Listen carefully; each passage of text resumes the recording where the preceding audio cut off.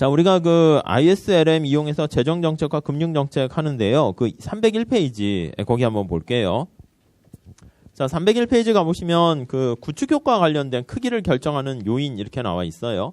자, 다시 크게 봅시다. 재정정책,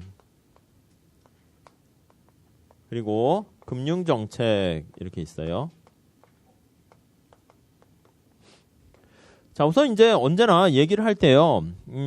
케인즈냐 고전학파냐를 좀 보셔야 돼요. 가파른 걸 이동시키는 게 되게 좋다라고 그랬죠. 그래서 재정정책을 이렇게 둘로 나눠서 봅시다. 언제나 케인즈 학파를 기준으로 하세요. 케인즈.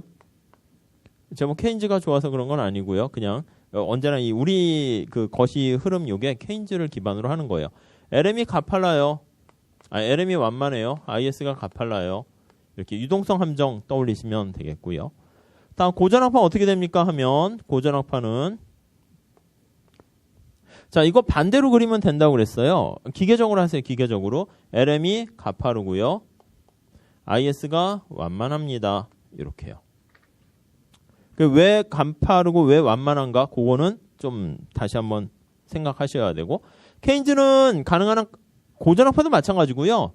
가파른 걸 이동시키는 게 좋아요. 그래서 케인즈 세상에서는 IS가 가파르죠.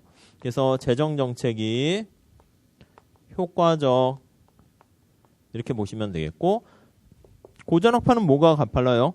LM이 가파르죠. 왜? 하면 이거 다시 자문하셔야 된다고 했어요. 이게 제가 자꾸 말씀드려서 되는 게 아니라 여러분들이 왜? 해가지고 왜 가팔랐지?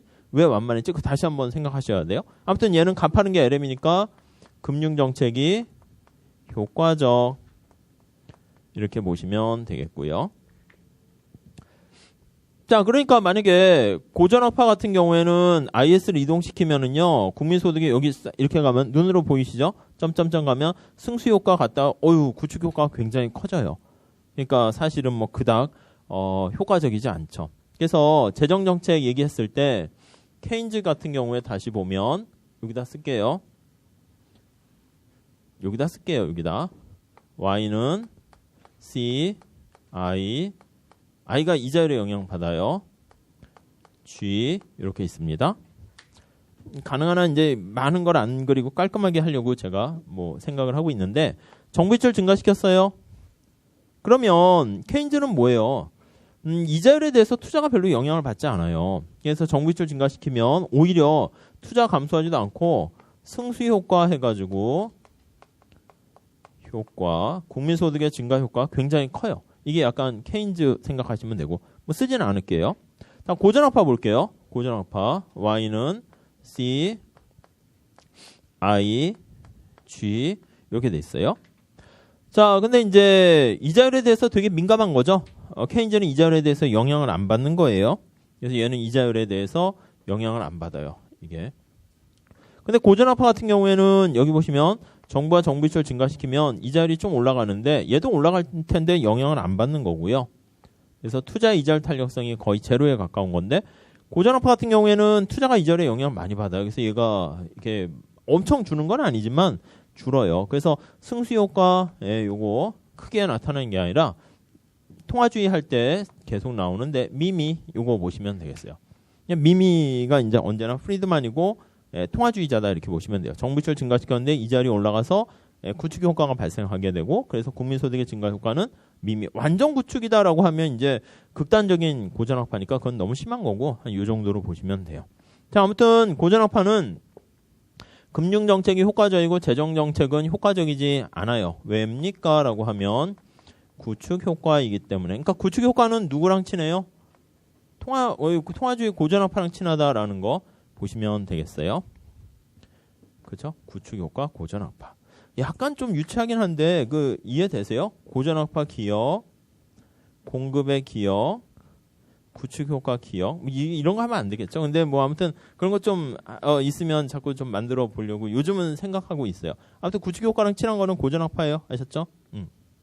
다 금융정책 하면은요, 누가 효과적이라고 봅니까 하면 가파른 게 생각하는 게 이거니까 고전학파가 금융정책이 효과적이고, 케인즈학파는 금융정책, 통화정책, 유동성 함정 같은 거 생각하시면은 별로 효과적이지 않다. 그것만 좀 생각하시면 되겠어요. 잘 보면 할 게 없는데 자칫 잘못하면 할 게 되게 많아요. 헷갈리고요.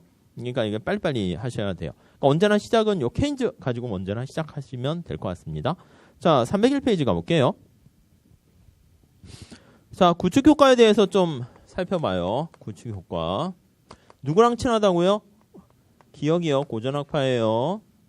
자, 왜 발생합니까? 첫 번째 줄에 보시면 확대 재정 정책, 금융 정책에서는 발생 안 합니다. 확대 재정 정책에서 국민 소득이 증가하면 화폐 수요가 증가하고 이자율이 올라가요.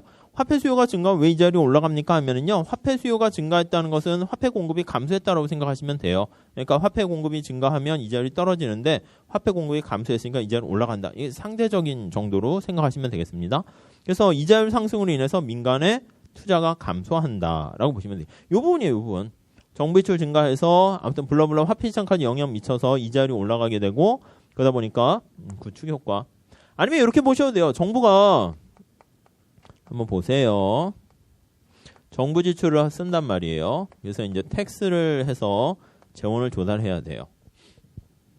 정부가 여러 가지 공공사업을 일으키고요. 정부 지출을 증가시키려 하는데 재원을 조달하는 수단이 텍스로 어려워요. 국민들한테 세금 걷어가지고 뭐 일자리 만들고 뭐 하겠다. 다들 싫어해요. 고양이 목에 방울 다는 건 똑같다니까요. 고양이 목에 방울이 있으면 얼마나 좋아요. 딸랑딸랑 소리 나면 야 도망가자 이러면 되는 거잖아요. 근데 누가 달래? 그러면 다 거기서 말을 안 해요.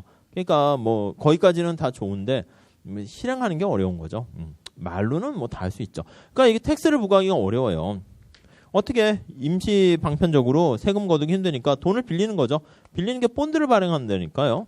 국채를 발행해서 재원을 조달해요. 재원을 조달. 빌리는 거예요. 그러니까 요즘 정부가 뭐 대통령이 이제 가장 손쉬운 게 이게 국채를 발행해. 미국도 그런데 재원 조달하면 누군가 이게 언젠가 갚아야 돼요. 누가 갚아야 돼요? 여러분들 아니면 여러분들 미래 애들이 있잖아요. 유치원 어린이날이다. 걔네들이 다 갚아야 돼. 지금 세대가 신나게 그걸로 써먹고. 그러니까 옛날에 생각했을 때는 부모 세대가 자녀를 위해서 희생하고 이제 영화나 드라마 보면 5, 60년대 다 그랬죠. 이렇게 희생하고 먹을 거 안 먹고 밥을 해도 이제 애들은 따뜻한 밥 하고 엄마는 안 먹어? 그러면 아 엄마는 먹었어. 먹긴 뭘 먹어 안 먹은 거지. 근데 이제 먹은 척하고 이제 배 꼬르륵 하면서 막 또 일하고 아빠도 밖에 나가서 일하고 그러면서 자녀를 위해서 하는 그런 건데 물론 요즘도 그래요. 요즘도 그렇긴 하지만 근데 이제 지금 요 맥락으로 따지면 안 그런 거예요. 당장 뭐 일자리 없고 막 합니다라고 하면은 지금 일자리 만들고 막 노년 세대들한테 이렇게 돈 이렇게 생활 보조금 주고 이렇게 되면 이 돈이 어디서 나와요? 누군가 일하는 세대에서 가져와야 되는데 그게 쉽지 않다니까요. 그럼 지금 세대한테 막 세금 내 하면 다들 싫어 이렇게 하고 그럼 빌려서 하지 뭐. 이 잠깐 좋은 거야. 이 마이너스 통장 대출 받는 거 똑같아요. 누가 언젠가 갚아야죠. 그 투표권 없는 저 지금 유치원생 이런 애들이 이제 20년 후 하면 어이구 세금 폭탄 맞게 되는 뭐 그거예요. 그러니까 이제 세대 간의 갈등은 뭐 더 심해질 수도 있고 그런데 아무튼 국채를 발행해서 재원을 조달하면 이걸 통해 가지고 이렇게 정부 지출을 쓰는 거예요. 자, 그럼 국채가 시중에 되게 많아지면 국채 가격은 어떻게 돼요? 떨어진다니까요. 그러니까 당연히 국채를 발행하게 되면 이거 흔한 거잖아요. 흔한 거니까 물과 다이아몬드 역사를 생각하시면 되겠다고 그랬죠. 그래서 국채 가격이 하락해요. 국채 가격과 그냥 이자율은 서로 반비례 관계다. 이렇게 생각하시면 돼요. 그래서 국채 관련된 이자율이 올라가. 물론 이 국채 이자율 요 관련된 게 뭐 시장이 전체 이자율 그냥 여러 개 있지만 그냥 하나로 그냥 거의 비슷하게 흘러간다라고 하면 올라가서 그래서 민간의 투자를 위축시킨다. 이렇게 보시면 돼요. 그러니까 우리 책에서는 이제 화폐 시장까지 연결해가지고 쭉 하는데 기본적으로 이렇게 해도요. 그냥 아무튼 이자율 올라간다. 거기. 그러니까 이게 제일 중요한 거예요. 이자율이 올라가서. 민간의 투자를 위축시켜요. 그럼 정부 영역이 확대되고요. 그러니까 그렇지. 아까 말씀드린 것처럼 한 국가가 생산한 파이 양이 이렇게 있는데 여기가 민간 영역 이렇게 돼 있어요. 여기가 정부 영역 이렇게 있어요. 근데 정부 영역이 자꾸 커지게 되면 이거 뭐 어쩔 수 없지. 정부 영역이 자꾸 커지면 민간이 쭈그러드는 거야 자리가.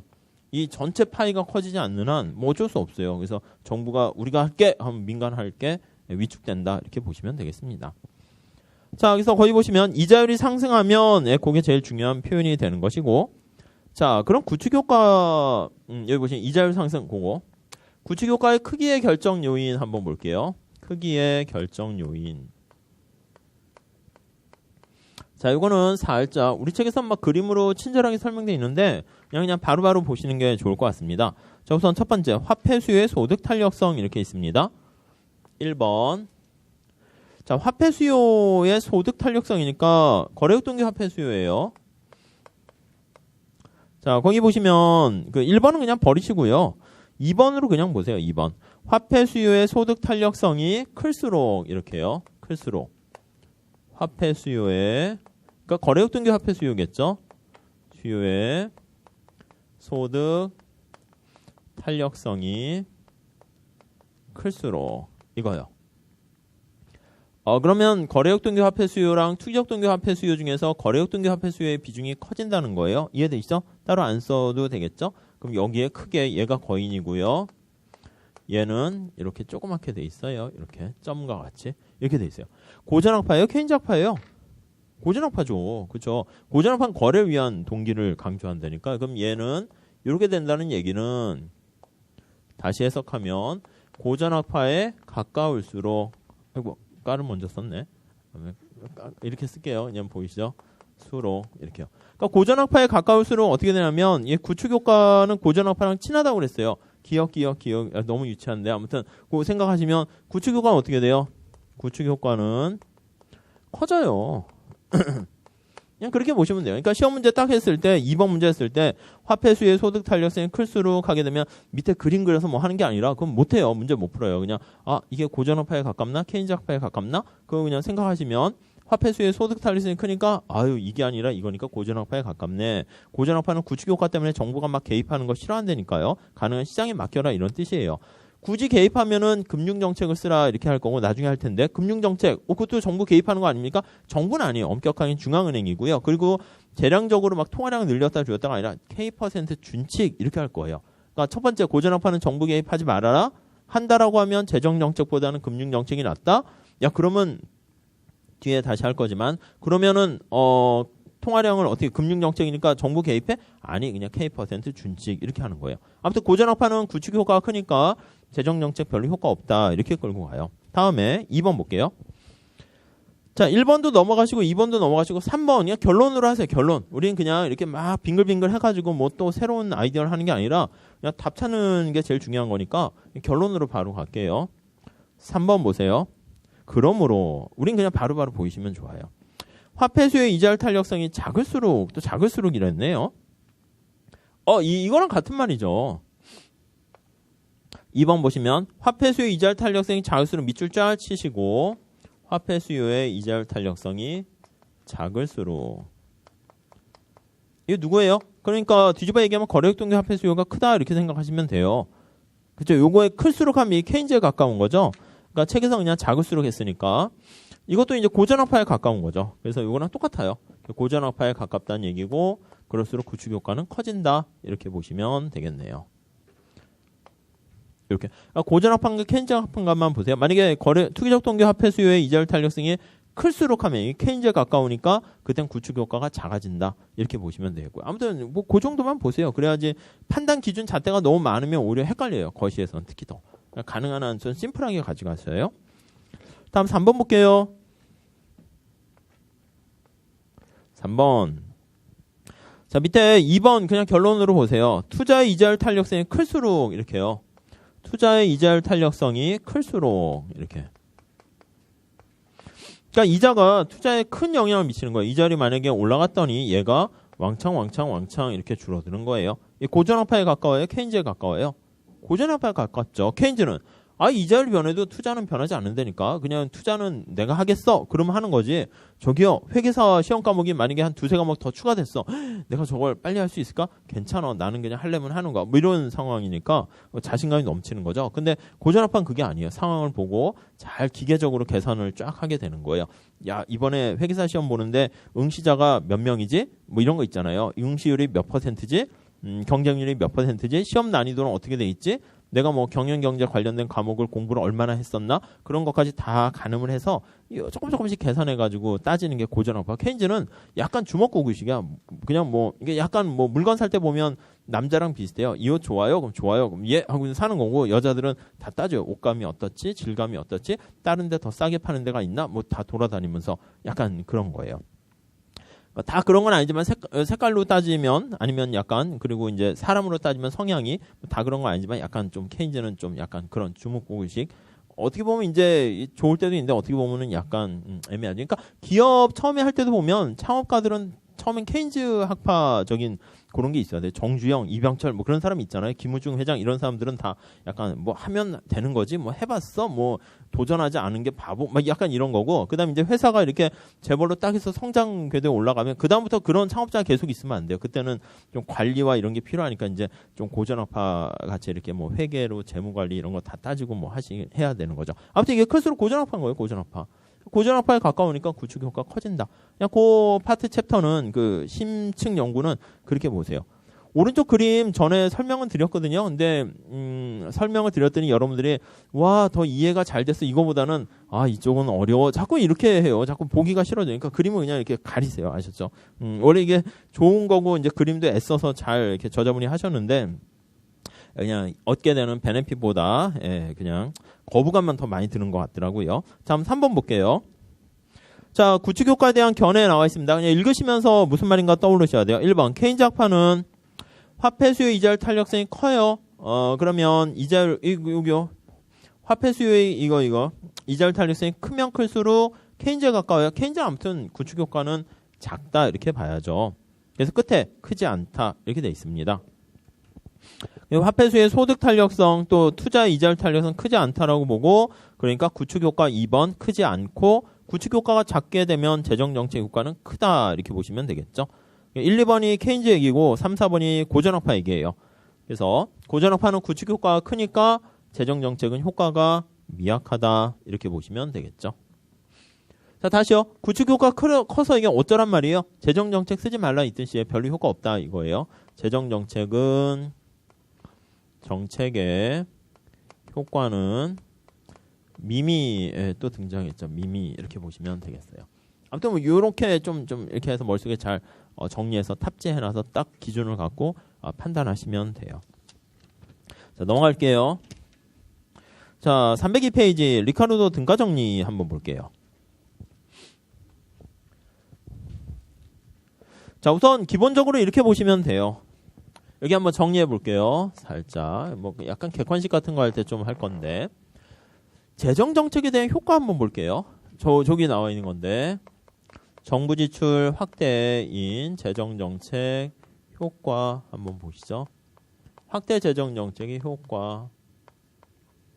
자, 고전학파는 어떻게 돼요? 완전 아담 스미스 옛날 고전학파는 어떨까요? 걔네들은 수요가 증가하는 거 아무 소용 없어요. 공급이 증가해야 돼요. 이게 완전 골수인 고전학파 볼게요. 완전 고전학파. 그 Y는 C, I, G 이렇게 나와 있어요. 갈비탕이라니까 갈비탕 200개 딱 생산됐는데 주문이요? 주문해도 소용없어요. 갈비를 못 구한단 말이에요. 주문이 있으면 예 생산 공급하겠습니다. 이게 아니라 얘가 고정돼 있다니까요. 완전 고전학파는. 빨강으로 할까요? 그냥 완전 고용 산출량 수준에서 고정 이렇게 돼 있어요. 그냥 어떻게 돼요? 주문이요 하면은 이게 정부가 증가시켜서 야 내가 좋은 일 했지? 뭐 필요 없어요. 얘네들이 먹을 거 뺏어 먹는 데니까요. 그러니까 한 국가가 생산한 생산량이 주어져 있는데 만약에 나이든 현재 세대가 만약에 막 사 먹게 되면은 그럼 어떻게 돼? 막 석유 같은 거 있으면 석유도 파 쓰고 나무도 다 잘라서 막 땔감으로 쓰고 하면 미래 세대가 쓸 수 있는 게 줄어드는 거예요. 지금 봤을 땐 좋아 보이는데 나중에 그 충격이 막 이렇게 밀려오는 거죠. 지금 놀면 어떻게 돼요? 나중에 놀 거 뺏어 노는 거라니까요. 나중에 그럼 일해야 돼요, 엄청. 그러니까 지금 공부하면 이게 나중에 놀 시간이 많아질 테니까. 아셨죠? 그러니까 지금 놀래, 나중에 놀래 그 선택이에요. 저는 젊었을 때 놀겠습니다. 그럼 지금 노세요. 왜 회계사 공부해요? 밖에 나가서 놀고 어린이날도 뛰어다니시고 뭐 하면 좋은데 근데 이게 지금 놀면 나중에 힘들어져요. 아이고 뭐 해 먹고 살지? 이 먹거리가 많지 않게 돼요. 지금 공부해서 하면 힘들죠. 뭐 지금도 근데 나중에 좀 더 편해지겠죠. 뭐 아무튼 그래서 이쪽 부분이 이제 위축돼요. 얘가 줄거나 뭐 아무튼 그래서 아무 효과 없어요. 그래서 이거를 우리가 뭐라 그러냐? 완전 구축 이렇게 얘기할 수 있어요. 이자율 이런 거 다 필요 없고요. 아무튼 이게 어쩔 수 없어요. 수요가 증가해봤자 효과 없습니다. 자, 케인즈 볼게요. 케인즈. 얘네들이 이제 대립하는데 케인즈는 Y는 C, I 이자율이 있다고 합시다. G. 이자율 뭐 미미해요. 그냥 뭐 큰 영향 없네요. 미미 있나 없나 상관없어요. 화장 분식 회계 비슷하게 없어졌어요. 자, 정부 지출 증가합니다. 오히려 승수 효과가 발생하는 거죠. 몇 배 이상의 효과가 발생해요. 승수 효과. 여기 이렇게 뭐 여러 가지 모터의 터빈이 또 이렇게 발생합니다. 거기 또 유발 투자까지 고려하면 또 더 승수 효과는 더 세지고요. 뭐 그렇게 보시면 되겠고. 자, 케인즈가 대세가 됐어. 그래서 너무 세가지고 그냥 뭐 깨갱거리. 얘네들이 이제 좀 한물 간 거야. 말도 안 되게 또 도대체 뭐 하는 거야? 이렇게 했는데 얘네 뒤를 이은 동화주의 이렇게. 얘네들은 이제 구축 효과를 이제 들고 나온 거죠. 그러니까 구축 효과는 사실 통화주의 거라고 보시면 돼요. 자, 그래서 케인즈 얘기에 이제 반박을 하는 거죠. 근데 세게 반박은 못했어요. 이 파워 게임으로 따지면 케인즈가 이렇게 엄청 크게 되고 통화주의자가 이렇게 좀 작게 되는 거죠. 여기다 살짝 얘기를 하게 되면 우리가 이제 고전화파가 처음에 이렇게 컸죠. 커가지고 이렇게 있고 고전화파밖에 없어요. 그때 이제 1929년에 케인즈가 등장한다니까 케인즈가 등장했어요. 근데 케인즈가 이렇게 등장했는데 걔 얘기가 약간 먹히면서 케인즈의 파워가 이렇게 커졌어요. 1960년대까지. 그래서 케인즈가 이렇게 커져서 우리 모두 케인즈다 이렇게 되고 고전화파가 이제 쭈그러들어요. 쭈그러들어서 이제 이렇게 그나마 명맥을 유지한 게 통화주의 이렇게요. 그러니까 그냥 고전화파를 계승했는데 힘이 약한 거예요. 그러니까 목소리 못 내고 야 너네 개입 안 하는 게 좋아. 조용히 해. 그러니까 이때는 사실 살려둔 것도 뭐냐면 얘 의미가 없으니까 얘 마저 죽이면 좀 너무 심하잖아. 그러니까 살려두고 그냥 얘가 야 정부 정책 효과 없지 않을까? 구축 효과가 있어. 그래. 뭐 그리고 당시에만 해도 거의 이제 장기적인 생각이 아니라 단기적인 시각에서 봤을 땐 얘네들이 우월하니까 그냥 그래. 네 말도 맞고. 근데 너 얘기는 뭐 먼 미래 얘기잖아. 그러니까 아무튼 우리 얘기가 맞아. 알았어. 뭐 약간 그러니까 이런 거죠. 정부 지출 증가시키면 이자율이 올라가지? 그래 올라가. 근데 영향을 좀 받을 거야. 얘는 원래 안 받는데 그냥 그래 받는다 쳐. 그러면 그래서 투자가 줄어들 거야. 약간 세게 얘기 못 하는 거예요. 그러니까 정부 정책의 효과는 미미하지 뭐 이렇게. 그럼 케인즈는 웃기지 마 이렇게 해도 없앨 수 있었는데 당시 파워로 했을 때 그래 니네 말이 맞다고 쳐 하고 그냥 이렇게 넘어가는 약간 그러니까 불쌍한 거예요. 얘네 자리를 뭐 케이크 있어. 근데 얘네가 다 먹을 수 있는데 나도 좀 먹으면 안 될까? 그러니까 그래 너도 와서 먹어. 근데 먹어봤자 이제 입이 조금이라 가지고 조금 먹게 되고 나머지는 어차피 다 자기 거니까 약간 그런 느낌이에요. 느낌 자체가 아셨죠? 그러니까 이게 비중이 같은 비중으로 보시면 안 돼요. 그러니까 이 고전화파 그냥 미미 그러니까 세게 얘기는 못 하는 거죠. 그래서 뒤에도 보면 얘기할 때 뭐냐면 단기에는 효과가 뭐 좀 있겠지만 장기에는 효과 없어. 이렇게 장기 단기 이렇게 끌고 가야 돼요. 자, 아무튼 그런 상황인데 시대가 변했어요. 늘 이게 시대가 이렇게 막 확 뒤집어지고 변하는데 어떤 시대가 됐냐면 이 컴퓨터가 등장하면서 정보가 확산되면서 사람들의 이제 기대를 반영하게 되었는데 이 기대가 특히 사람들이 똑똑해진 거야. 그래서 합리적 기대라는 거 우리가 보게 될 거예요. 이용 가능한 모든 정보를 사용해서 이제 사람들이 그러니까 약간 분위기가 얘는 이제 완전 정보 이런 상황인데 이때만 해도 뭐 정보 하나도 없었죠. 대공황상에는 이제 기업은 정보 있는데 노동자들은 띨띨하고 환상 이렇게 빠져 있는데 여기서 이제 이용 가능한 모든 정보 때문에 약간 고전화파. 그래서 여기서 이제 새로운 세상이 왔다 해서 말 그대로 진짜 세자를 붙여요. 세자. 뉴라는 말을 붙여요. 거기다 이제 합리적 기대라는 게 이제 약간 미시적으로 접근하게 되면서 그러면서 이제 고전화파가 힘을 확 갖게 돼. 그러니까 얘가 쭉 줄었다가 확 커져가지고요. 이제 세고전화파 이제 완전 초사이언인 뭐 그런 거 뭐 있죠. 뭐 그러니까 막 이렇게 변신하는 거야. 그래서 세고전화파 이렇게 된 거야.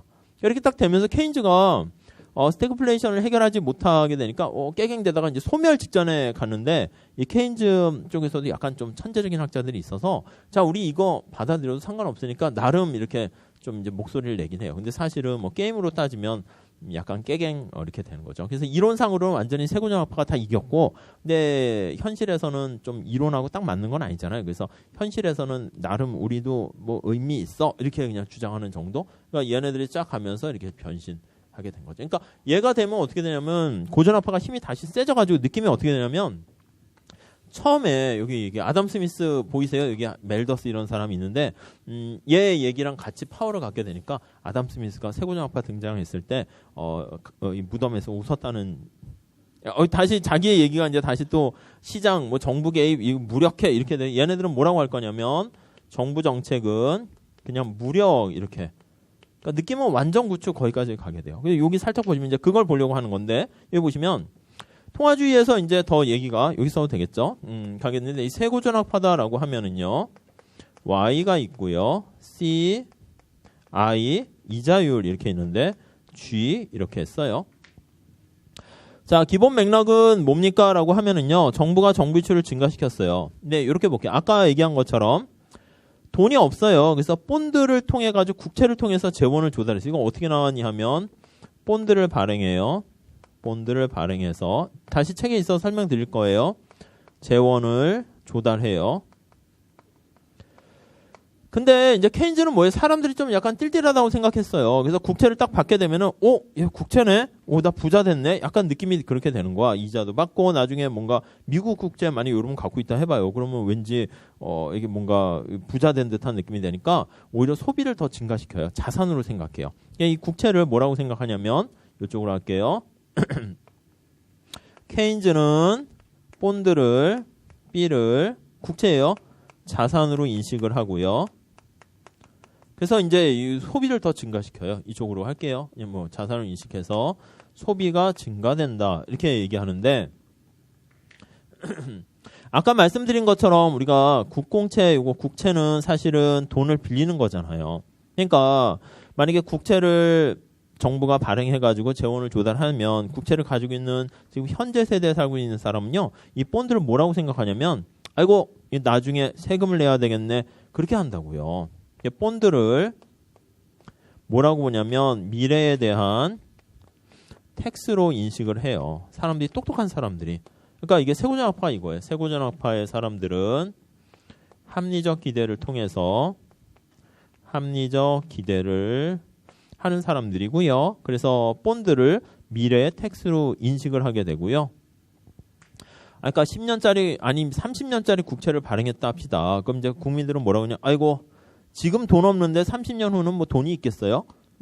아닐 가능성이 많아요. 물론 경제가 좋아져서 뭐 이렇게 좀 좋아질 수 있겠지만 대부분 그렇지는 않아요. 그러니까 하나를 보면 열을 할 수 있다고. 지금 만약에 수업을 하는데 막 너무 빠지고 물론 이유가 있어서 빠질 수 있겠죠. 수업 도저히 못 듣겠어. 뭐 재미없어. 이 수업 듣느니 뭐 이렇게 해서 빠질 수 있겠지만 그게 아니면 지금 이렇게 삶의 태도가 이렇게 습관이 이렇게 성실하지 못한데 나중에 뭐 취업하면 그 사람이 성실해질까요? 아니에요. 그 사람이 뭐 딴 거 사업을 하면 성실하게 막 할까요? 물론 또 관심이 있고 자기가 좋아하는 거면 할 수 있는데 대부분 그렇지 않아요. 그러니까 보통 우리가 생각할 때 나중에 나이가 더 들면은 우리가 어떻게 생각하냐면 뭐 이렇게 자기 적성에 안 맞아서 그럴 수 있는데 그냥 어려서부터 이렇게 꾸준히 성실하게 해온 사람이 어떻게 보면 좀 나중에도 그냥 그 성실성이 몸에 탑재가 돼 있으니까 머리가 좋냐 나쁘냐 이걸 떠나가지고요.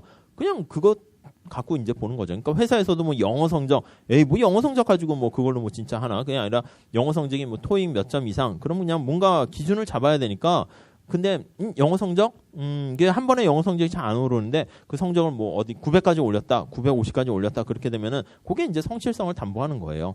뭐 학점이 좋다? 학점 좋은 거랑 회사에서 당장 쓸 거랑 뭐 있어. 근데 재미없는 내가 만약에 철학가예요. 철학가 좋아하시는 분도 있겠지만은 이게 어떻게 칸트 뭐 막 이런 거 나오면 이게 좋을 수 있는데 재미가 어떻게 보면 없잖아요. 근데 그걸 꾹 참고 이렇게 열심히 공부해서 중간고사, 기말고사 잘 봐서 학점 좋다? 그런 삶의 자세를 가지게 되면 우리 회사에 들어와서 일을 물론 얘가 일을 이미 할 수 있는 애를 뽑으면 좋긴 하겠지만 그냥 와서 좀 하면 걔가 이제 열심히 성실하게 잘 하게 되니까 뭐 잘하겠다 그 생각을 하는 것이죠. 그러니까 얘네들은 미래에 대한 텍스로 인식하게 되니까 지금 시점에서 어떻게 해요? 그러면 자기가 돈을 미리 모아놔야죠. 그래서 이렇게 보는 거예요. 정부이체를 증가시키면 아이고 본드를 텍스로 인식하니까 아이고 미래 세금 거두겠다는 증서군. 자기 자신이 세금을 직접 낼 수도 있겠지만 아니면 자녀 세대를 생각해서 미래 세대가 아유 이게 세금을 내게 되겠네 안쓰럽네 해서 유산을 남겨주거나 자기가 현재 저축을 하는 거에서 소비가 이렇게 줄어들게 되면 얘는 아무 효과 없다 이렇게 결론을 내리게 되네요. 이게 아무 효과 없어요. 그러니까 요거 두 개도 비교하기도 해요. 통화주의자는 구축 효과 요게 들어가는 거죠. 이자율이 상승해요. 그래서 효과가 있긴 있지만 국민소득의 증가 효과가 미미 이렇게 되는데 얘는요 아무 효과 없어요. 그래서 여기 나와 있는 정책 무력성 명제 이런 말도 쓰게 돼요. 그래서 아무 효과 없다 이렇게 돼요. 아무 효과가 없음. 정확하게는 뭐 이 소비도 감소하는 건 아니에요. 근데 여기 요 평면에다 표현하기 위해서 얘가 증가했는데 얘가 감소해서 얘 효과 없는 것처럼 보이려고 제가 했는데 아무튼 얘도 효과 없고요. 투자도 변함없고 이자율 상승도 없고요. 얘는 이자율이 상승해서 국민소득이 좀 줄어드는 건데 아무 효과 없어요. 그러니까 리카르도 등가정리에서 그 나타나게 되는데 세고정학파는 아무 효과 없음 이렇게. 그러니까 약간 이거랑 거의 일맥상통하죠. 그러니까 시험 문제는 이렇게 나와요. 첫 번째 재정정책과 관련해서는 얘는 좀 너무 올드하고 완전 고전학파는 좀 그렇죠. 그러니까 케인즈랑 통화주의를 비교해요. 아니면 통화주의랑 이렇게 세고전학파 두 개 비교해서 얘기하는 거니까 그 뒤에 학파별 정리 또 따로 있거든요. 우리 챕터에 그때 또 다시 말씀드릴 거예요. 자, 302페이지 가볼게요. 자, 이거를 리카르도 등가 정리라고 얘기해요. 리카도의 대등 정리, 등가 정리. 자, 이거 시험에 중요합니다. 이거 자주 나와요. 심화가 아니고 이거는 거의 필수예요. 필수 기본이에요. 1번 볼까요? 고전학파 경제학자인 리카르도에 의해서 제기가 됐고요. 세고전학파 밑줄 치세요. 세고전학파 경제학자인 로버트 베로 알아두시죠? 유명한 경제학자인데 하버드 대학인데 노벨상 아직 못 받은 것 같은데. 근데 이게 뭐냐면 이제 그 베로에 의해서 제기됐어요. 자, 2번 볼게요. 리카르도 등가 정리는 공채 중립성 정리. 그것도 그냥 살짝 밑줄 치시고 국공채를 발행한 게 중립성이다라는 건 뭐예요? 중립성은 경제학에서 중립적이다, 독립적이다 아무 효과 없는 거예요. 국공채를 발행했는데 경제에 미치는 효과가 싹 하나도 없다 이렇게 보시면 되겠습니다. 자, 박스를 볼게요. 정부 지출이 고정된 상태에서 쓸 돈이 정해져 있어요. 한 100억을 써야 돼. 근데 조세를 감면하고 왜요? 지금 경제가 침체됐으니까 세금을 부과할 수 없다니까요. 그래서 조세를 텍스를 줄이고 대신 국공채를 발행하는 거예요. 저기까지 가기가 뭐하니까 여기다 할게요.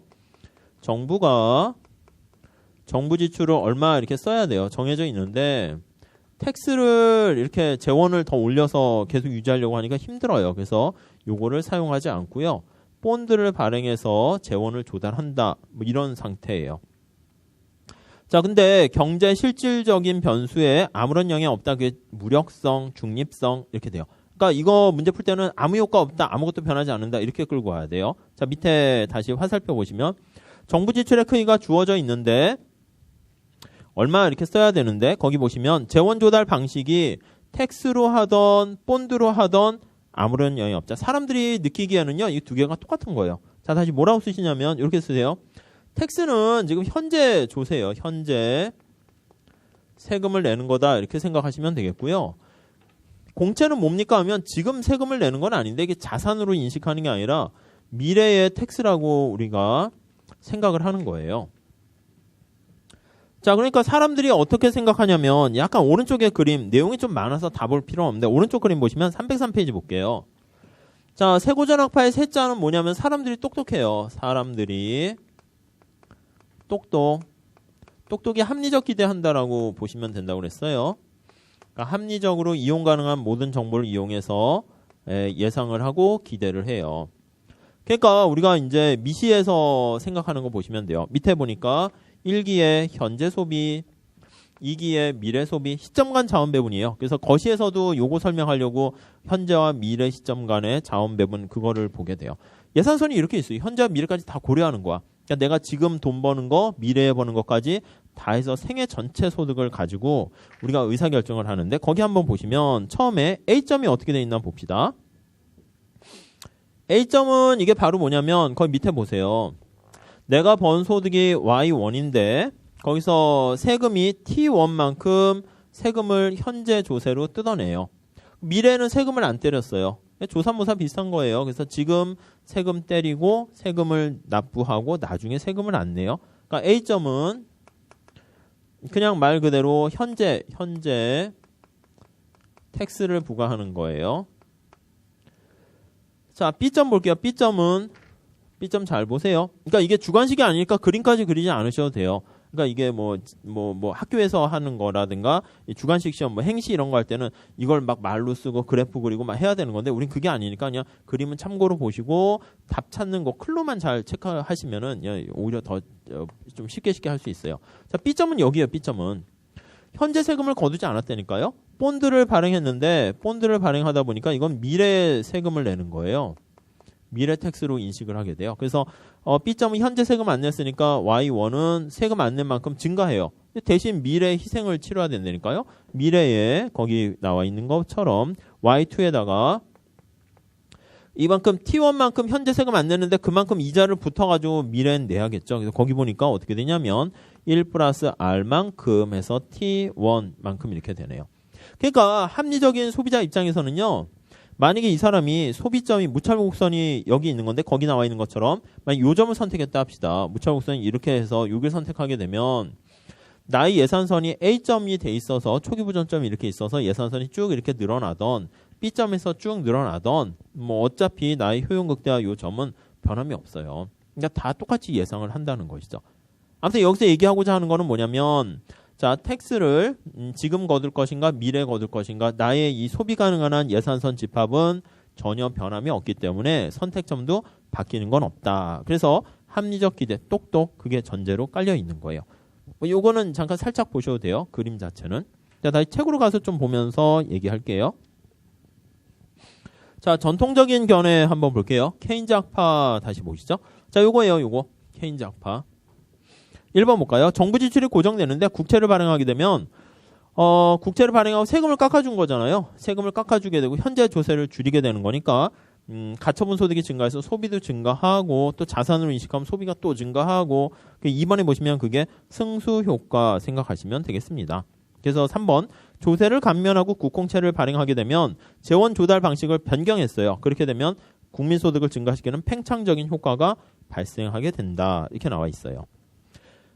4번은 넘어가셔도 상관없습니다. 넘어가시고 오히려 좀 헷갈려요. 구축효과 들어갔으니까 지우시는 게 차라리 나을 것 같고요. 다음에 2번 볼게요. 세고전 학파 보시면 1번에 합리적인 거의 동그라미 치셔야 돼요. 합리적인 별표하셔야 돼요. 합리적인 경제 주체들은 조세가 감면되고 국채가 발행되는데 거의 밑줄 치세요. 미래 조세 증가를 예상하고 그러니까 머릿속에는 본드를 미래 조세로 인식한다는 거예요. 정부가 국채에 이렇게 발행했습니다. 사세요. 아이고 이거 나중에 세금 거두러 오겠구나. 그 시그널로 인식한다는 거예요.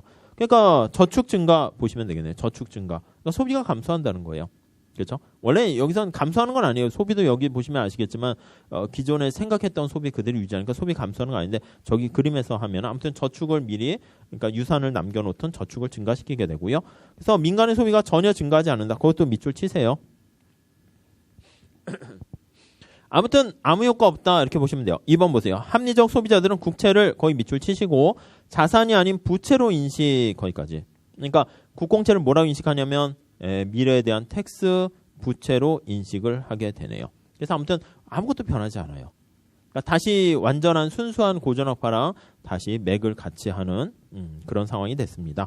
3번 그래서 리카르도 등가정리는 항상소득 가설이나 생애주기 가설과 같은 미래전망적 소비 그러니까 사람들이 미래까지 다 생각하는 그걸 깔고 있는 거죠. 합리적 기대까지 보시면 되겠고 자 오른쪽 그림 설명 이 그림인데 그냥 뭐 굳이 보진 마세요. 아셨죠? 그냥 요걸로 그냥 하세요. 아 뭐 A점이든 B점이든 뭐 예산선은 똑같고 소비점 변함이 없구나. 그것만 보시면 되겠어요.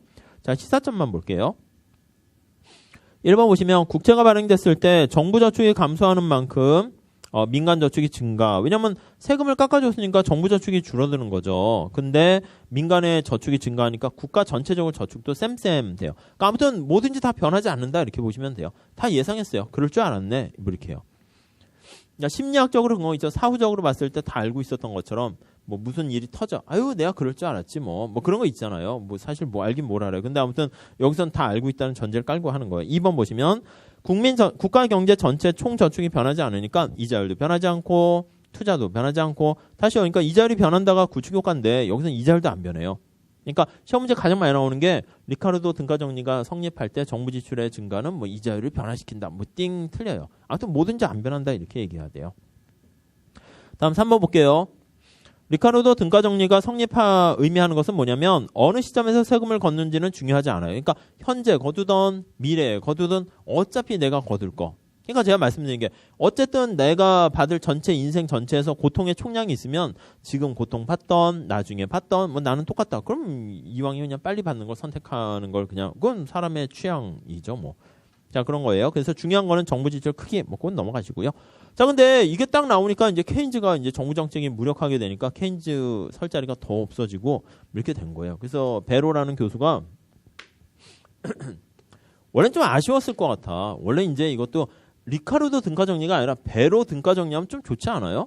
근데 이게 좀 사람이 좀 안 좋은 교수인지 사람이 좋으면 제자들이 막 해서 와 이거 막 논문을 발표하면서 배로 정리 막 하면 이제 배로 정리가 하나 나왔을 텐데 아무도 자기가 이렇게 얘기했는데 비슷하게 얘기를 안 해주는 거야. 그래서 자기가 자기 이름 붙이긴 민망하잖아요. 그러니까 그냥 어떻게 하지? 해서 그냥 이 리카르도 이름을 따와서. 그러니까 뭐 그런 거 있잖아. 우리가 국사 시간에 보면 광개토 대왕 하면은 뭐 그 자기가 이름을 붙인 거 아니죠. 사가들이 보니까 아이고 땅을 넓히셨네. 그래서 광개토 대왕. 장수왕인가? 오래 살았지 않았나? 제 기억으로. 그래서 안 죽고 너무 오래 살고 자기가 나 오래 살래 장수왕이야. 누가 그래요? 그게 어딨어? 그러니까 지나고 나서 보니까 아이고 이분 오래 사셨네. 그래서 뭐 다른 이름 원래 있고 그다음 이제 장수왕 이렇게 그렇게 하는 거니까 그냥 공자님도 비슷할 것 같아요. 전에 잠깐 말씀드린 것처럼, 그러니까 제가 이렇게 수업할 때, 그러니까 뭐 이게 뭐가 좋은가라고 하면 이게 훌륭하신 제자분들인 여러분들을 만나게 돼서 이제 기뻐요. 진짜 사실. 그러니까 제가 학교 강의도 하는 게 뭐 그게 뭐 돈이 막 많이 되고 그러지 않아요. 되게 조금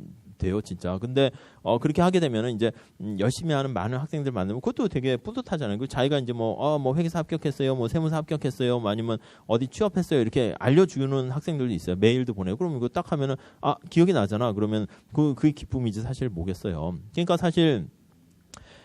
어떤 교수님 말씀하시는데 교수의 일 학교에서 하는 교수님도 마찬가지예요. 일 중에 제일 보람되고 좋은 게 연구도 있고 교육하는 것도 있는데 사실은 요즘 학교에서는 다 연구에 초점이 맞춰져 있어요. 왜냐하면 연구에서 논문을 쓰지 않으면 이게 잘리거든요. 그러니까 막 학생들한테 오히려 관심이 없어. 상담이요. 그럼 뭐 건성건성 상담이고 오히려 막 학생들 만나는 거 싫어하는 교수님들도 많이 있어요. 근데 그런 측면에서 봤을 때는 좀 약간 아깝긴 하죠. 근데 이제 좋은 학생들 또 이렇게 하게 되면은 그래서 공자 같은 분도 아마 그랬을 것 같아. 어떤 사람이 좋은 얘기를 딱 해서 아니 어디서 이런 좋은 얘기 전에 코즈 비슷한 거죠. 그래서 공자님이 말씀하셨습니다. 공자가 누구지? 아니 어떻게 이런 공자님 이렇게 되는 아셨죠? 그 얘기가 아무튼 뭐 자꾸 늘어지는 것 같아서. 그러니까 배로도 원래 자기 이름 붙이고 싶었는데 아무도 안 붙여줘가지고 그냥 리카르도 등가 정리. 그러니까 무슨 말씀이냐면 요거 알아야 되고요. 배로 요 사람 이름도 좀 알아두세요. 안쓰러운 사람이에요. 착하게 안 살았나 봐요. 자, 근데 현실에서 이게 이론상 완벽해요. 현실에서 이게 성립하는가 이거고요. 이론상. 그러니까 우리가 앞으로 문제 풀 때 이렇게 해야 돼. 이론상 이거는 세고전학파 이쪽이고요.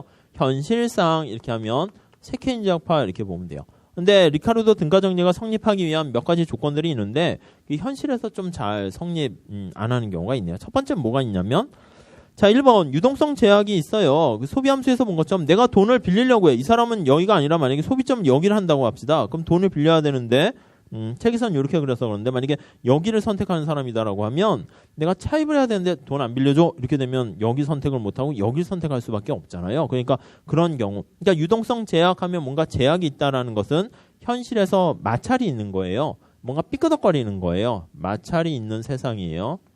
그래서 이거를 이제 뭐라고 하냐면 유동성 제약. 네, 이런 게 있으면 리카르도 등가 정리가 성립 안 하니까 케인즈 학파의 얘기가 설득력이 있다. 이렇게 끌고 가게 되고요. 뭐 내용까지는 뭐 볼 필요 없을 것 같아요. 제목만 보세요. 두 번째는 사람들이 합리적 기대라고 똑똑하다라고 생각을 했는데 안 똑똑한 거예요. 근시안적이라고 해요.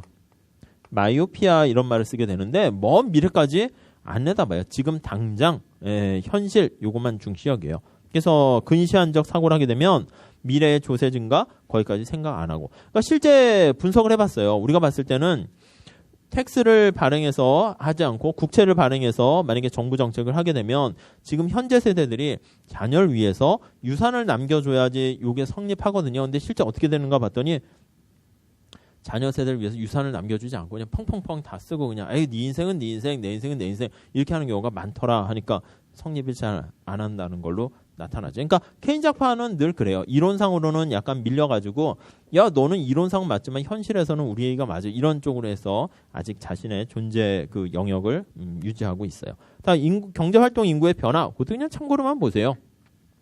그러니까 자녀 세대가 이렇게 더 많아지게 되면 일할 세대가 많아지니까 뭐 그냥 유산 안 남겨줘도 충분히 돌아갈 수가 있게 되는 거죠. 뭐 그냥 그런 정도 보시면 되겠습니다. 자, 그래서 리카르도 등가 정리 세고전학파 얘기고 정부의 재정 정책 이거 아무 효과 없다 그렇게 보시면 돼요. 그럼 문제 풀 때는 여기 4개 있죠. 그래서 고전학파, 케인즈학파, 통화주의 그러니까 시험 문제는 이 고전학파는 너무 극단적이니까 요거 둘 같이 비교하시면 될 것 같아요. 자, 넘어갈게요. 자, 그리고 이제 305페이지에 가보시면 자동 안정화 장치라는 거 있는데요. 그것도 살짝 보시면 좋을 것 같습니다. 이쪽에 달게요. 지우개가 여기로 가야겠네. 자, 구축 효과는 고전학파랑 친해요? 케인즈 학파랑 친해요? 고전학파죠. 정부 정책 효과 별로 없다 이렇게 되는 거예요. 고전학파의 무기가 두 가지가 있어요. 하나는 구축 효과가 있고요. 또 하나는 거기 305페이지에 나와 있는 자동 안정화 장치 이거예요. 자동 안정화 장치. 자, 우선 계속 얘기하는데 뭔가 현실에 마찰이 있으면 케인즈 쪽이고 마찰이나 이런 게 없으면 고전학파고 스무스하게 흘러가는. 이것도 안정화 장치가 자동 오토매틱이에요. 약간 이거는 약간 고전학파예요. 그러니까 자동 무슨 자율주행차 이런 거예요. 이건 약간 고전학파에 가까운 거예요. 그냥 아예 그냥 세팅이 돼 있어서 그냥 두루룩 가는 거고 이제 사람이 손으로 조정하는 거 그게 약간 케인즈에 가까운 거예요. 그때 상황에 맞추는 게.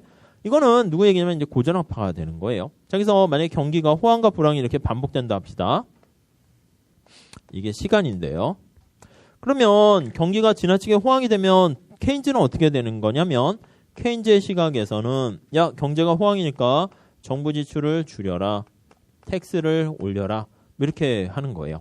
재량적으로 그때 정부가 개입을 해야 되는 거죠. 이때는 반대가 되는 거고요. 불황일 때는 케인즈 시각에서는 정부가 경기를 부양시켜라.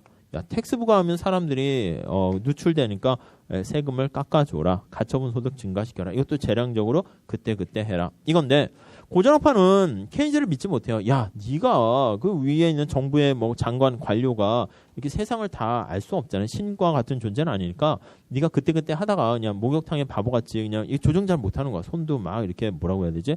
이 디테일하게 이렇게 잘 조정을 못해가지고 그래서 오히려 그렇게 하느니 이걸 자신 있게 할 수 있다라고 생각하는 걸 이제 파인 튜닝이라고 그러거든요. 파인이 미세하게 조정할 수 있다는 거예요. 그래서 이걸 미세하게 조정이 가능하다라는 그거에 대한 확신을 갖고 있는 게 케인즈 쪽이에요. 근데 고전학파는 그게 아니에요. 야, 자연의 큰 그 현상을 네가 어떻게 그렇게 하겠니? 그렇게 하지 말고 이거요. 자동 안정화 장치를 세팅하라는 거예요. 그래서 거기 보시면 1번 자동 안정화 장치랑 오토매틱이에요. 이거는 정부가 재량적인 정책을 실시하지 않더라도 자동적으로 경기의 진폭을 줄여주는 기능을 갖는 시스템인데 2번 볼까요? 자, 끝에 가보시면 경기의 진폭을 완화시키는 재정제도 이렇게 보시면 돼요. 중간에 설명은 다 X 하세요. 쭉 보지 마세요. 이거 갖고 그림 나오지 않습니다. 바로 3번에 별표 3개 하세요. 자동 안정화 장치의 예 이렇게 보세요. 그러니까 제가 그 웬만큼 그래도 봤으면 좋겠다는 건 그냥 설명드리는데 아유 이것까진 필요 없다라고 하면은 보지 마세요 하는 건 그냥 안 보셔도 돼요. 아셨죠? 혹시 아유 하지 마세요 그냥. 아셨죠? 자, 누진세 제도 보세요. 누진세. 자, 누진세는요. 여기 보시면 누진세 요걸 아셔야 돼요. 자, 경기가 호황이 되면 어떻게 돼요? 호황이 되면 가처분 소득이 이렇게 소득에서 세금 뺀 나머지가 가처분 소득인데 소득은 증가해요. 소득은 증가하지만 세금도 왕창 이렇게 증가하는 거예요. 그럼 어떻게 돼요? 자신의 가처분 소득이 뭐 확 증가를 못하게 되니까 어느 정도 소비를 이렇게 좀 이렇게 줄일 수 있게 되네요. 불황일 때 볼게요. 불황일 때는 거기 보시면 실업보험. 제가 불황이라서 돈이 없습니다. 쓸 돈이 없는데 어떻게 쓰란 말입니까? 그러니까 정부가 이때는 거기 보시면 실업보험을 제공하게 되면 가처분 소득을 증가시키는 거죠. 가처분 소득을 증가시켜요. 그렇게 되니까 이제 수요를 창출하게 되니까 끝을 이렇게 불황일 때는 가처분 소득을 올리고 호황일 땐 누진세 때문에 가처분 소득을 줄이고 그래서 이 진폭을 좀 완화시키는 그게 이제 오토매틱컬리 그냥 셋 빌트인 해놨다 이렇게 자동 안정화 장치예요. 그래서 각종 사회보장제도도 이 실업보험이라고 보시면 돼요. 그러니까 머릿속에 어떤 걸 넣어 두시냐면 여기 나와 있는 누진세와 여기 나와 있는 실업보험 이 두 개는 자동 안정화 장치고 정부 개입보다는 시장에 맡겨라. 그리고 이렇게 세팅 딱 해놓고 고전학파 주장에 가까운 거. 그러니까 케인즈의 재량 정책을 반대하는 거다. 어택하기 위한 거다. 이렇게 보시면 되겠습니다. 자, 그거 하시고 4번은 살짝 세모해 두세요. 그 나중에 객관식 때 조금 이제 한두 개 보실 일이 있긴 할 텐데, 뭐, 그때 이게 쭉 끝나게 되면 그때 보면 쉽게 알 수 있고요. 그거는 보시고, 설명은 그냥 X 하시고, 뭐, 여기서 설명은 안 할 거예요. 다음 뒤에 가보시면 308페이지 가볼게요. 자, 이 재정정책입니다. 재정정책. 얘기가 많지만, 요것만 사실 아시면 다, 끝난다. 이렇게 보시면 돼요. 자, 거기는 이제 금융정책 관련되는데, 자, 우리가 지난번에 금융정책의 중간 목표라는 걸 좀 말씀드렸죠. 요즘은 이제 인플레이션 타겟팅으로 이제 직접 그냥 물가 잡아라 이런 걸 많이 하긴 하지만, 중간 목표로 사용되는 게 통화량이 있고요. 또 하나는 이자율, 이 두 가지가 있어요. 도대체 어떤 걸 사용하면 좋습니까? 라고 할 때요. 보통 이제 케인즈 학파는 약간 통화주의니까 통화주의를 먼저 하세요. 통화주의는 통화량을 이제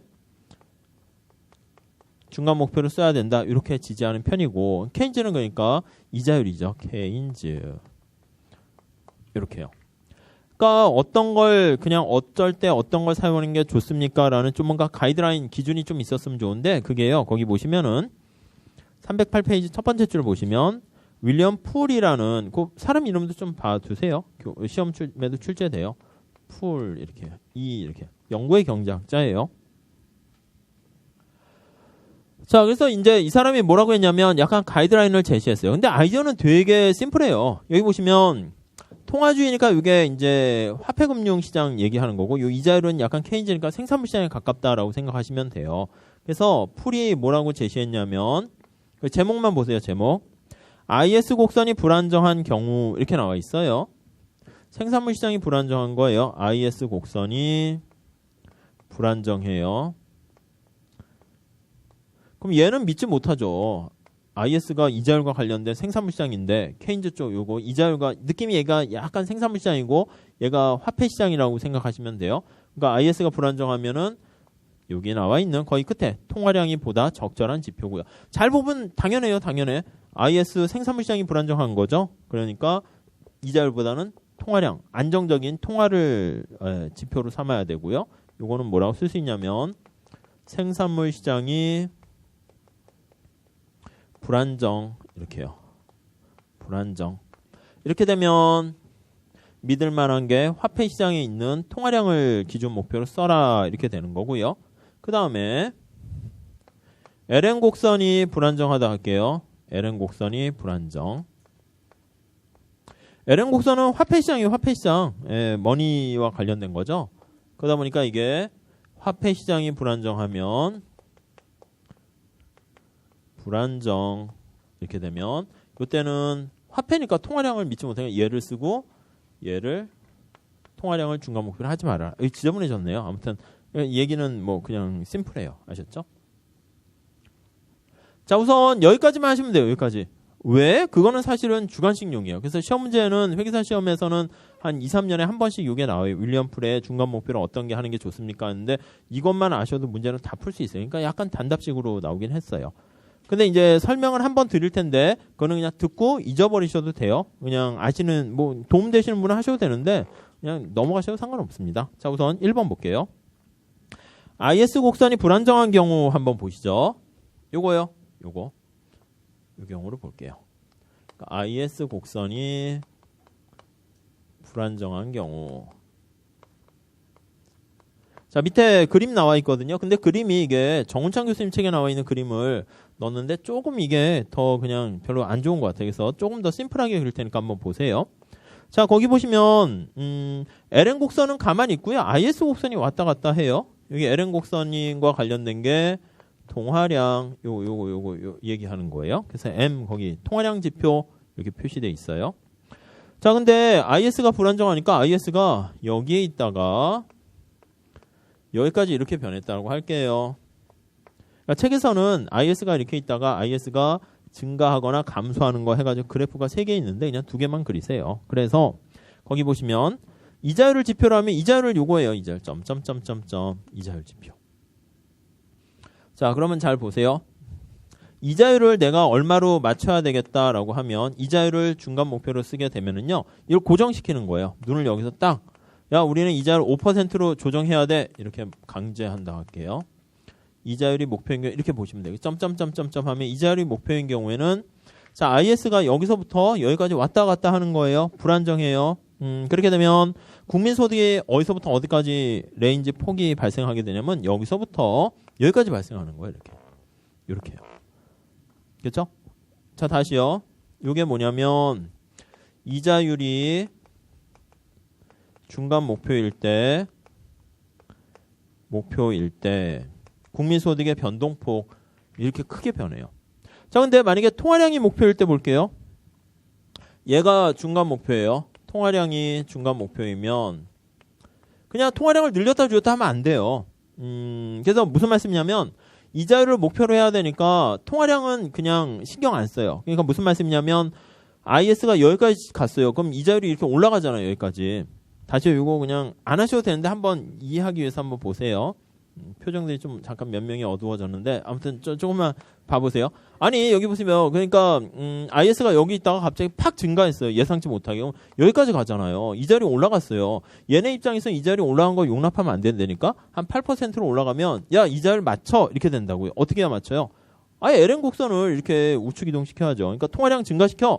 통화량 그냥 풀어도 돼. 걔네는 통화량 관심 없어. 이자율만 잡아야 되니까 통화량을 이렇게 증가시키니까 이렇게 갔다가 통화량을 증가시켜서 이렇게 낮아져요. 그러니까 이자율은 다시 올라갔다 내려가게 돼서 이게 맞췄는데 국민소득이 여기서부터 여기까지 왔다 갔다 변동폭이 커진단 말이에요. 근데 만약에 통화량이 중간 목표가 된다라고 하면은 통화량을 중간 목표로 꽉 고정시켜요. 그렇게 되면 저기요 IS가 이렇게 이동했어요. 그럼 이자율 그냥 올라가도 돼. 그냥 신경 안 써. 얘는 그냥 내버려 두는 거야.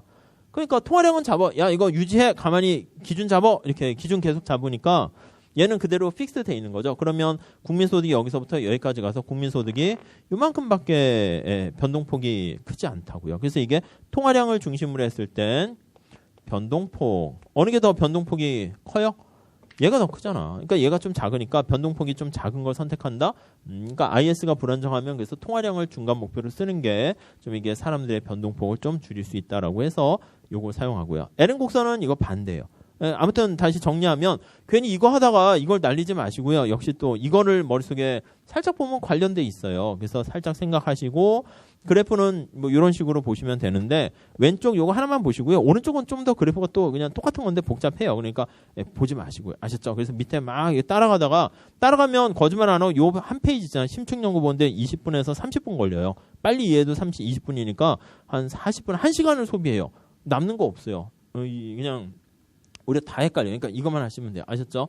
그러니까 이게 철저하게 그냥 객관식 1차 준비용으로 그냥 하는 거예요. 만약에 학교에서 하거나 그러면 이거 설명한 다음에 시험 문제 내죠. 윌리엄 풀에 의하면 중간 목표로 언제 통화량이 더 적정하고 이자율이 적정한지 쓰시오 하면은 문제는 되게 심플해. 한 줄 내면 되고 답 쓰는 사람들이 고생스럽지. 막 이거 어떻게 그려야 되지? 막 그런 거 연습을 해야 돼요. 근데 그림 그려서 설명하는 거 같이 해야 되는데 우린 객관식이니까 요것만 해도 된다고요. 아셨죠? 그러니까 더 이렇게 하지 마세요. 자, 오른쪽에 가보시면 309페이지에 뭐 이자율을 중간 목표로 할 때 LN 곡선 나와 있는데 그 왼쪽에 나와 있는 그걸 좀 이해하시게 되면은 그건 뭐 쉽게 알 수 있어요. 1번에 보시면 통화량이 중앙은행에 의해서 주어진 것으로 보고 LN 곡선 얘기하는데 그거 나중에 객관식에서 볼 때가 있을 거니까 그때 그냥 말씀드릴 테니까 이것도 그냥 하지 마세요. 아셨죠? 자, LN 곡선, IS 곡선의 한계 한번 보시면 자, 1번 살짝 보시죠. 자, 우리가 본 것처럼 수요 측면만 얘기해요. 공급 측면 무시 밑줄 치시고요. 그래서 이제 케인즈는 수요만 분석하면 되기 때문에 케인즈의 완결 모형이다 이렇게 얘기하는데 공급 측면을 고려 안 했으니까 최종 완전 진화된 모형은 아니고요. 2번 물가가 고정돼 있네요. 물가가 없죠. ISLM에서는 이자율과 Y니까. 그래서 물가가 고정돼 있어서 인플레이션 이런 걸 좀 반영하기가 어려워요. 그러니까 완결된 건 아니죠. 다음 3번 케인즈의 어떤 심리적인 그런 걸 무시하고 있어요. 그래서 왜냐하면 밑에 케인즈의 3대 심리 법칙, 뭐 한계 소비 성향, 뭐 애니멀 스피릿, 뭐 투자의 한계 효율, 또 유동성 선호설 요 세 가지가 있는데 ISLM으로 정치학의 모형을 좀 이렇게 다듬었는데 거기다가 이런 심리적인 것까지 반영할 수가 없잖아요. 그래서 싹 빼버리게 된 거죠. 그래서 요즘은 주식 관련된 뭐 그런 거 투자 분석할 때도 이제 모형화 할 때 보면 사람의 심리를 반영하지 못하는데 요즘은 그래도 뭐 행동 경제학 이런 걸 반영해서 집어넣으려고 해요. 근데 약간 한계가 있을 수밖에 없죠. 자, 그 정도 정리하시면 되겠고, 챕터 10장은 이 정도로 마무리할 거예요. 아셨죠? 그래서 재정정책, 금융정책, ISLM 기울기, 거기다가 여기 나와 있는 재정정책의 효과 있었죠? 승수효과, 구축효과, 리카르도 등가정리 보시고, 그 다음에 저기 자동 안정화 장치 보시고, 중간 목표는 이 내용만 좀 잘 보시죠. 아셨죠? 그리고 하나 그래프 연습하는 거 할 땐 요걸로만 연습하세요. 이게 두 개가 있는데, 왼쪽 거는 좀 해두시되, 오른쪽 거는 그냥 안 하셔도 돼요. 그러니까 약간 주관식이 아니기 때문에 그렇습니다. 잠깐 쉬었다가 챕터 11장, 이어서 할게요.